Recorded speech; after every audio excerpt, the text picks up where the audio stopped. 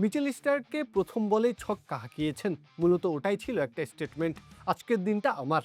পরের সময়টাতে প্রিয়াংশ আরিয়ার এফোর্টলেস ব্যাটিং মাথা ব্যথার কারণ হয়েছে দিল্লি ক্যাপিটালসের জন্য, যদিও শেষটা শুরুর উজ্জ্বলতা ধরে রাখতে পারেনি।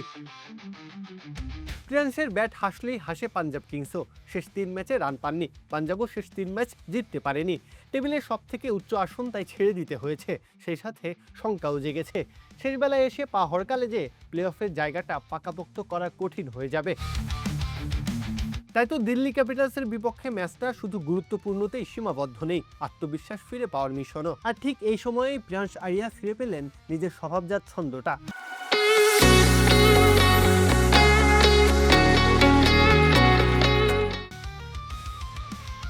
বিধ্বংসী মেজাজের সাবলীল ব্যাটিং, এই লাইনটা প্রিয়াংশের পাশেই মানায়। ড্রেসিং রুম থেকে মাঠ অব্দি আসার যে সময়টা এর মধ্যেই যেন সেট হয়ে যান, আর এরপর শুরু করেন চিরায়ত সেই ঝড়। ২৪ বলে 50 হাঁকিয়েছেন, পাওয়ার প্লেটা পাঞ্জাবের নামে লিখে দিয়েছেন এই ব্যাটার। ব্যাটখানে যেন ধ্বংসের সুর তুলেছে, বোলার কে কেমন এগুলো দেখার সময় ছিল না হাতে। স্রেফ বলটাকে দেখো আর বাউন্ডারির ওপারে পাঠাও, এই বলি আউড়ে গিয়েছেন পুরোটা সময়।